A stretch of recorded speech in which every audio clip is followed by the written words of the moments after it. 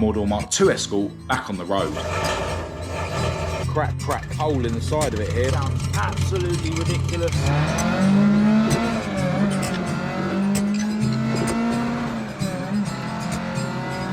Esther, even worse than it was, alternator belt had actually come off. Here it is. I've just noticed one good thing and one bad thing about the current situation. I didn't order enough washers. Well, after no exaggeration, about 2 hours, the pedal has been butchered, and I went round and tightened up the brake and clutch nipples. It's been an absolute mission.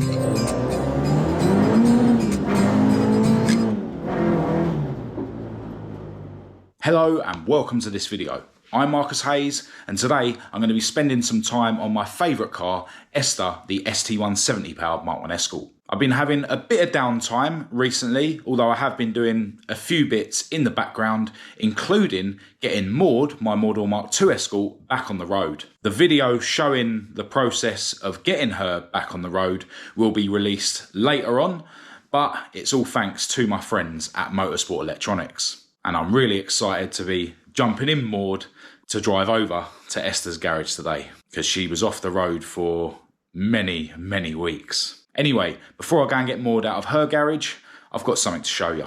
If you've been watching my videos a while, you'll remember that a while ago I released this very popular 100% genuine carbon fibre MH keyring. Well, I've now released this new design. Again, 100% genuine carbon fibre. This time the MH logo is cut out of a piece of carbon rather than the old one, which was a piece of carbon in the shape of the MH logo. So yeah, I've actually restocked on these as well. Got a smaller batch of these than I have of these. But yeah, both designs are now on my website at marcushayesuk.com for any of you guys that want to grab one. All right, it's definitely been too long since we've heard Maude's ridiculous noise on the channel.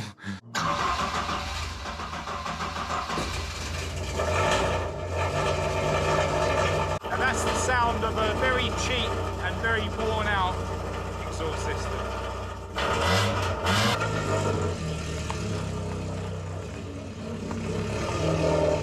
Well, there she is in all her glory, running again. Actually gave her a hoover out yesterday, which is a very rare occurrence. I mean, I didn't go mad, but it's a whole lot better than it was. They even gave my garage a clear out yesterday, which again is a very rare occurrence. Now let's talk about this for a minute. Maude's been off the road for a few weeks since 2 of her cylinders stopped firing. Basically the ECU wasn't firing on 2 of the cylinders. And yeah, I decided to switch out the coil pack just in case the coil pack had fried the ECU. And yeah, just look at the state of it. It's got a bit of a crack down there. There's a bit of a crack there. And I'm guessing that there's a hole in the side of it here where this sort of gel stuff has poked out. Yeah, I mean, it is a non-Ford pattern coil pack. Now, obviously there's no way of really knowing, but I reckon maybe this coil pack, when it failed, took out the ECU, but I've now replaced it with a genuine Ford one, so hopefully no more issues like that in the future. Anyway, Maude is warming up nicely on the choke. Sounds absolutely ridiculous, but it's now time to lock her garage up, get on the road and make some real noise.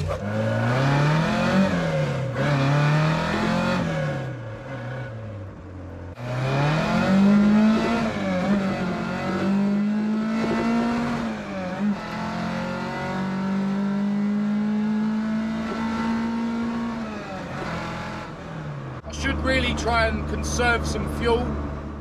When I filled her up yesterday, it was £2.06 per litre. £2.06 per litre. Now, I'm not one to look at the price of fuel, but yeah, that is ridiculous. This car doesn't get many miles to the gallon. I'd hate to think how many miles I'm getting for that £2. I see a lot of YouTubers in America moaning that they're paying like $5 for a gallon. Ultimately, we're a slave to whatever the powers that be decide to do to justify these high living costs. Not really much we can do about it.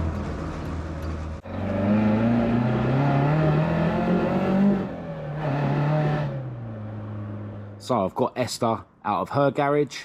It's the first time these two cars have been together in quite a while. Anyway, I want to bring you up to speed with everything I've been looking at and everything I've discovered on Esther since the last time you saw her on the channel. The keen-eyed among you will notice that she no longer has the wheel spacers fitted, which means the rear wheel fitment is now even worse than it was with the blue wheels because of the tyre size difference. Last time Esther was on the channel, I was telling you that her gearbox was getting ever more crunchy, especially going into third, and that it sounded like every now and again something was falling off the car and hitting the floor. In fact, I was able to capture the sound of that in that video so that you guys could hear it.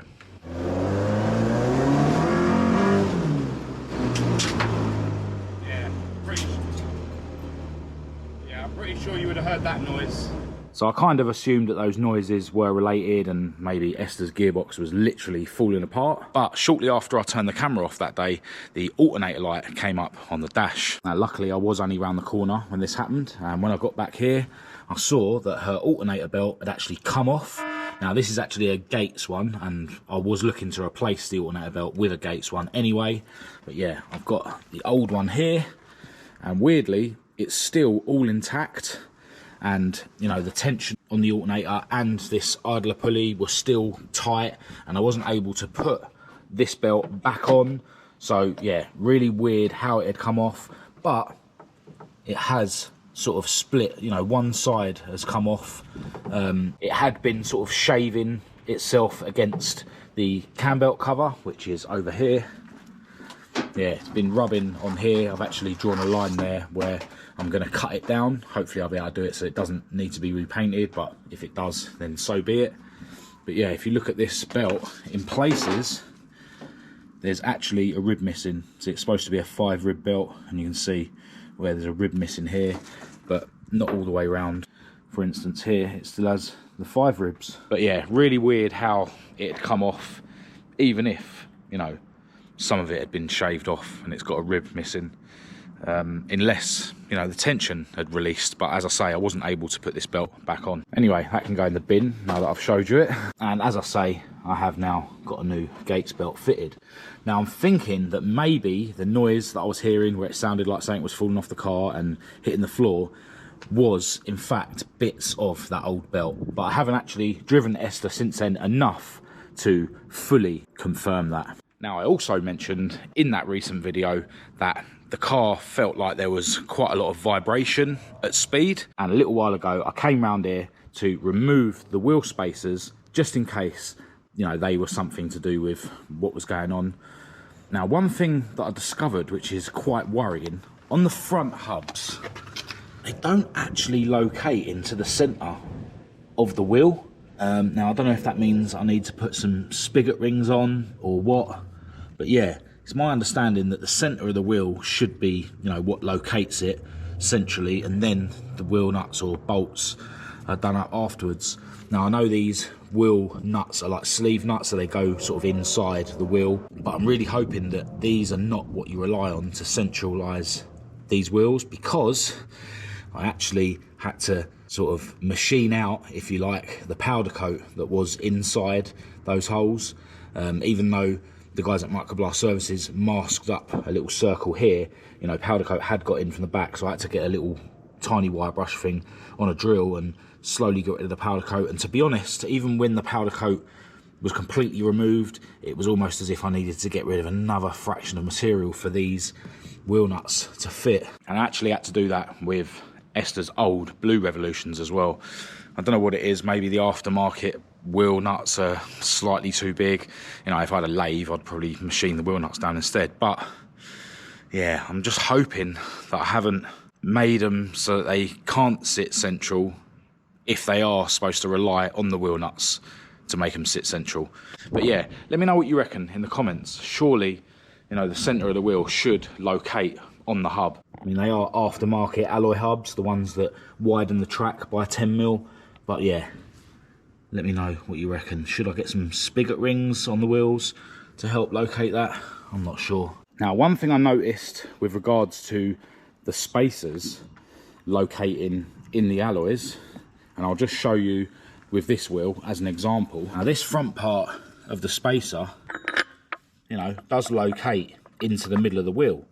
But what I noticed on 3 out of the 4 black Revolutions, and it's worth noting that when I bought them, one of them looked brand new and then the other 3 looked more second-hand. So, you know, they are potentially odd even though the specs are the same. But anyway, on 3 out of the 4, this tapered bit goes in a bit further. And basically it's this bit here that interlocks with this. So you can imagine if this was a bit further down, then the spacer wouldn't locate in there. And that's exactly what was happening with all but one of the black Revolutions, which was what made me decide to take the spacers off in the first place, just to see if the spacers were causing my vibration. And then that's when I noticed what I just showed you with the front hubs not locating in the middle of the wheel. Now, it's worth noting as well that while I was removing the spacers, I decided to use a wire brush and a drill to get rid of the powder coat on the back of the wheels where they mount to the hub, which is something a lot of you guys suggested I should do, and you're absolutely right. You know, where the wheel actually mounts to the car, there shouldn't be any powder coat. So today, when I was coming around here, I was thinking maybe I should throw the blue wheels back on and just see if, you know, where I've ground the backs of the wheels and where I've bored out where the wheel nuts go, because 3 of the 4 wheels I actually did that after the wheels are balanced. So yeah, I was just wondering if maybe doing that has put the wheels out of balance. So I was going to come around here to put the blue wheels on, and then sort of hopefully everything will be sweet, and then I could say yeah, it's definitely something to do with the wheels, and then maybe look at getting them rebalanced. But when I was getting the car out today, I noticed that even when you're, you know, revving the car while it's in neutral, when you're not moving, there was quite a lot of vibration coming through the chassis. So I decided to take her for a bit of a test drive down the road and try, you know, different things to see when the vibration occurred and when it didn't. So obviously I'll get the car up to speed. When you're in gear and, you know, you get it up to certain revs, the vibrations happen. If you then hit the clutch while you're still moving, the vibrations get a little bit less. And then if you put it in neutral while you're still moving, there's literally no vibrations at all. You know, like the wheels are perfectly balanced and everything is absolutely fine. And then when you're sitting still, if you rev it while it's in neutral, you get vibration. If you press the clutch and rev it, then you don't get vibration. So it's now making me think again that it's something to do with this gearbox, which I suspect is a bit worn. Now, I also mentioned in that recent video that it seemed like the end of the biting point on the clutch was very close to the floor. And although I am thinking that, you know, the gearbox is toast and potentially the clutch, but I won't find out until I actually take the gearbox off, a while ago I did actually buy a better quality bias pedal box. So regardless of what else is going on with the car, I think today I'm going to fit said new pedal box. Alright, so before I show you the new pedal box, I think I'm going to set about getting all the fluid out of the system. I'm going to start by syringing the bit, whatever I can, out of the reservoirs.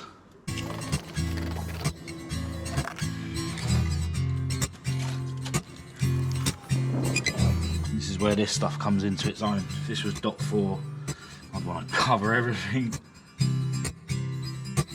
Now I think I'll crack off the bleed nipples on the brakes and just have a pipe coming off each one into a bottle. Now if you look really closely, you might see a really subtle clue as to what company supplied this pedal box. So here it is, brand new Gartrack pedal box, obviously with the 3 master cylinders, 1 for clutch, 1 for front brakes, 1 for rear brakes, and I paid extra for their throttle pedal. And I've got some washers in there for the banjo bolts as well. But yeah, these are the ones that everyone says are the only ones worth buying. Certainly looks well made. Even comes with a brake light switch. All the springs and stuff. There's the bias mechanism in there. Yeah, basically you screw this in and out and that controls you know, the bias pressure between the front and rear brakes. Now it's worth noting that the bias pedal box that's fitted to Esther currently, I've got the front one here and the rear one here. And after researching online, it turns out that's not how it's supposed to be. So yeah, what I've done is I've wound this all the way out. I mean, out enough so that, you know, it's not even poking out of this end of this clevis thing anymore. Yeah, see if I can demonstrate what I've learnt. So if I push the brake pedal, you'll see that this one is getting pushed up first. Hope that's clear. So now what I'll do is I'll wind this in. So that's all the way in that way. And you'll see that that one on the right still moves first. Now I'm sure that, you know, cylinder sizes and that sort of thing can affect how that operates, but really, really hard to show you on camera. But basically there's a bearing inside there and it literally sits about here. So because it's further that way, you know, the way that the pivot will work, this one will always get pushed up easier or before this one. And obviously your front brakes are supposed to operate more than the rear brakes. So in theory, if the pedal box that's currently fitted to Esther, which is a cheap one, is built in the same way, which I assume it is, then you can imagine that this whole time when I've said that the brakes work but don't feel as sharp as I would like them, that might be why. Because on Esther, this is the front one and this is the rear one. So yeah, this is the front one and this is the rear one, and they should be the other way around. Now the throttle pedal just slips in that hole like that. And then you've got this little R-clip. This goes in there like that. And there it is. And one thing I will say is that the clutch pedal and brake pedal seem quite level. If you look at Esther's current pedal box, the brake pedal is way lower than the clutch pedal. But yeah, I think it's about time we get this thing fitted to the old girl. But first I needed to remove the old pedal box. So I unplugged the brake light switch, disconnected the throttle cable, and then I could set about undoing the banjo bolts that hold the brake pipes to the master cylinders on the pedal box. Once all those were disconnected, I could then go round to the engine bay and undo the 4 nuts that hold the pedal box into the car. The bottom left one was a bit tricky and I needed to use a spanner, but the other 3 were easily removed with a ratchet and a long bar. And once all the nuts were undone, I was then able to pull the pedal box out. Just like that. And I think I just want to test my theory. So I'm going to do the same test on this as I did with the new one earlier. So we're all the way in. This one was working more. We'll wind it all the way out. Again, I hope this is lined up so you can see it. And I think that kind of proves my theory. It doesn't matter now because I've got a brand new one. Now I've just put the return spring on this accelerator pedal, so that's all hooked up ready now. But I've just noticed one good thing and one bad thing about the current situation. We'll start with the good thing, and that is that these 2 brake lines are of identical length. So whereas I thought I was going to have to switch those round so that I could plumb it the opposite way round to what the old pedal box was, I'm not actually going to need to do that. I just need to make sure I put the right pipe on the right master cylinder. But the bad thing I've noticed is I've just realised I didn't order enough washers. I've got 4 of each size and I need 6. When I ordered them, I thought, oh, I'll order an extra 1 of each, thinking that I only need 1 for each banjo. 3 of this size, thinking I had 1 extra, and 3 of this size, thinking I had 1 extra, when in fact, I'm 2 short of each one. So I think what I'm going to do is put it in the car, use the new washers on these 2 master cylinders, and then try and reuse some old ones on this master cylinder, and in theory this one will be easier to replace the washers once I get some new ones if this one leaks. Sounds like a plan. Alright, I thought I'd take the opportunity to give the bulkhead a bit of a wipe while the pedal box ain't in the way. I've also wiped the engine bay side of that bulkhead. So yeah, now I think it's about time we just bung this new pedal box in.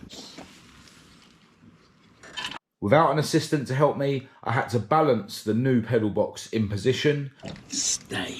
And I got it so that the bottom two studs were poking through their holes, but the top ones weren't. But once I'd done one of the bottom nuts up, it then pulled the top studs through their holes, and I was able to get the other three on. I then set about connecting all the brake pipes up to the master cylinders on the new pedal box, which was an absolute mission. Well, after no exaggeration, about 2 hours, the new pedal box is fully plumbed in. It's a bit of a mess. I think on the old one, these pipes came round this way and just about cleared the throttle pedal. Now, I think, seeing as all the nipples are cracked open, this should in theory just gravity bleed itself. So with this one-way valve thing, I should be able to bleed this clutch on my own. Bubbles definitely seem to be coming out. Yeah, it looks like the last of the air's here, and then the fluid's coming out, so it should bleed itself. Alright, so hopefully that's all bleeding itself. Seems like the front one is going down.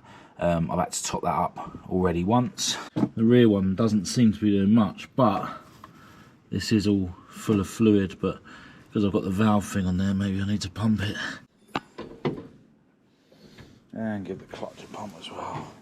These pedals are designed for the throttle cable to go here, and then, you know, you put a hole in the bulkhead up here, but I don't like it like that. So I'm going to use my fitting that I was using before, which is over there.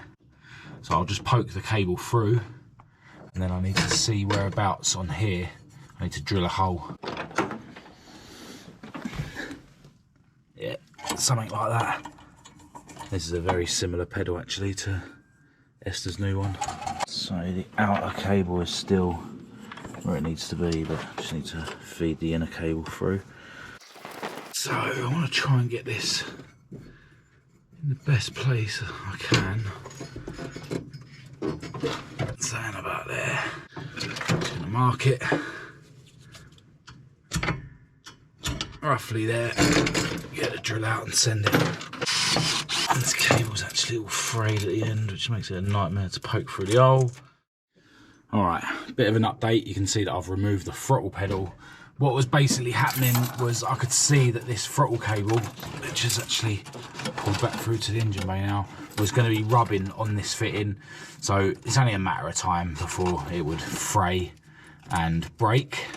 So yeah, decided to pull the throttle pedal out. I'm going to try and kink the bit where the hole is just over slightly.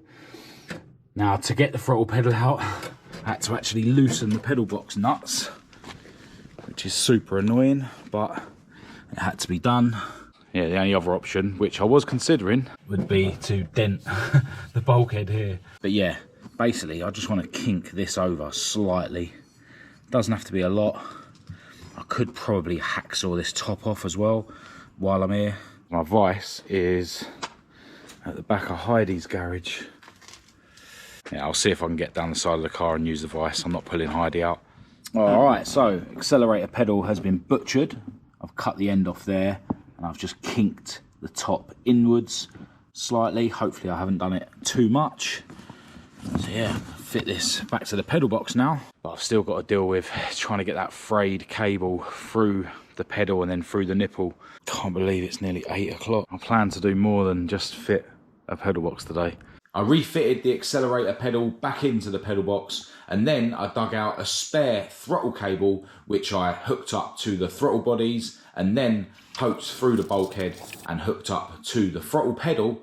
And then I was able to retighten the nuts that hold the pedal box into the car, and I went round and tightened up the brake and clutch nipples. Well, it's been an absolute mission, and as I say, I was hoping to crack on with some other stuff today after this, but it appears that I've managed to at least fit the Gartrack pedal box. Can't feel any leaks on any of the fittings, which is good. Managed to get the new cable on and tensioned. So yeah, didn't do it tight enough. Right, I'll reset that in a minute. Probably need to adjust the brake light switch, but yeah, it's in there. The brake and the clutch are more of a level height, whereas with the old pedal box the brake was lower than the clutch. I've already tried the clutch and it feels really good. The brakes feel a bit too light. So yeah, they need to be bled properly. But yeah, got the new cable in and stuff. I only changed the inner bit, the outer bit is as it was. But yeah, I think I will take her for a quick spin around the block before I leave here, as long as the brakes aren't too bad. Well, the brakes are shocking, as expected. They really do need a better bleed. The clutch feels way better than the last pedal box. It's a bit stiffer, but there's less travel. So the end of the biting point doesn't feel like it's ridiculously low. Obviously it's got a different size cylinder on the clutch to the last pedal box. But yeah, the clutch feels a bit stiffer, but it feels better. Obviously still getting the vibrations and stuff, but I wasn't expecting the pedal box to fix that, obviously. I would like to see if I can take it up to high revs and then try and change gear quickly, to see if the crunchiness of the gearbox is improved. Even though I think the gearbox is toast. It'd be interesting to see if that was due to the biting point.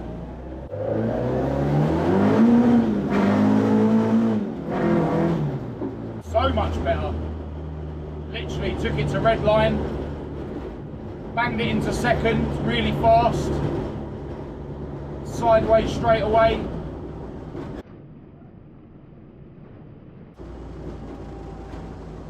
Now, I've actually found someone who's got an RX-8 6-speed for sale.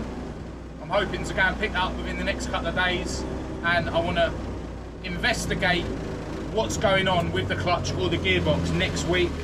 I'm going to order another clutch. I'm going to order the MoTORSPORT clutch like I've got fitted to Maude. This has got a really old AP Racing clutch fitted. So yeah, when I take it apart, I'll have everything I need. I'll order a new RX-8 release bearing, of course, as well. I need to do that next week because I want to take this car to the Classic Ford show next weekend.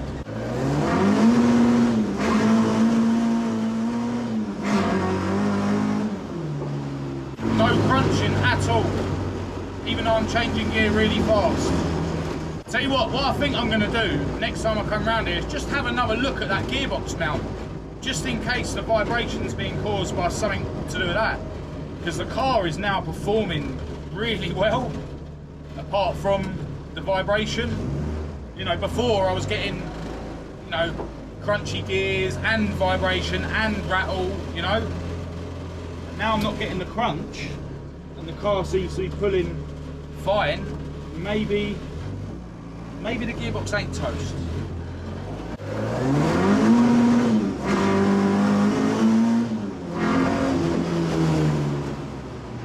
Anyway, it's really late. I need to get home. I've been getting up really early lately, so I need to get home and have something to eat and get myself to bed early.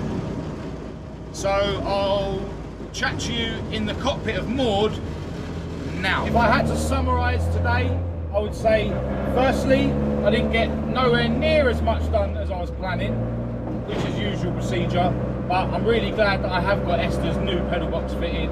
The clutch feels so much better, and I'm quite confident that my crunchy gear changes were actually caused by the old clutch master cylinder.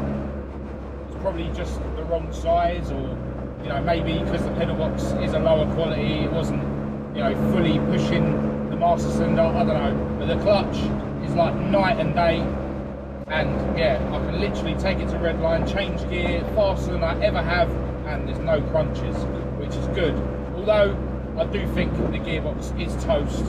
I noticed today there was a puddle of oil right under where the middle of the car is, which I've noticed before, you know, after a long run, and I've always kind of assumed that it's coming from the sump, which I know is leaking and, you know, kicking back. But you know, I didn't really drive the car much today before, you know, that last sort of rip after I fitted the pedal box, and yeah, there's a clear puddle directly under the gearbox. Obviously I'm yet to feel how the brakes are going to feel, because I'm pretty sure they're not bled properly. You know, there's a long gap when you push the pedal, and then they bite right at the bottom of the travel of the pedal. But I can already say that when they do bite, they feel better than how the brakes felt with the old pedal box. But as I already showed you in the video, I'm pretty sure that's mainly due to the fact that I had them round the wrong way. Anyway, tomorrow I need to go to the post office and post out some of your merchandise orders. Massive thanks to everyone who has ordered something. I've also got to go and pick up my beautiful girlfriend Kat a birthday present, because it's her birthday the day after, and I might end up going to see that guy to pick up that RX-8 6-speed gearbox.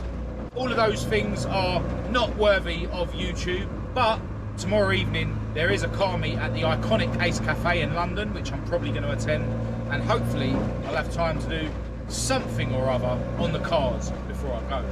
So you'll be able to see that in the next video, but for now I'm going to end this video here. If you did think it was any good, please do give it a thumbs up and a share. If you didn't, give it a thumbs down. Click subscribe if you're new to keep up to date with all my future uploads, and check the links in the description to my social media, my website. Don't forget, if you want to grab one of the new carbon fibre Marcus Hayes key rings, you can grab those on my website. I'll also leave a link to my Patreon in the description. Massive thanks to all my patrons. I really appreciate your support, and as always I'll leave my email address in the description for anyone who wants to contact me. But other than that, until next time, thanks for watching.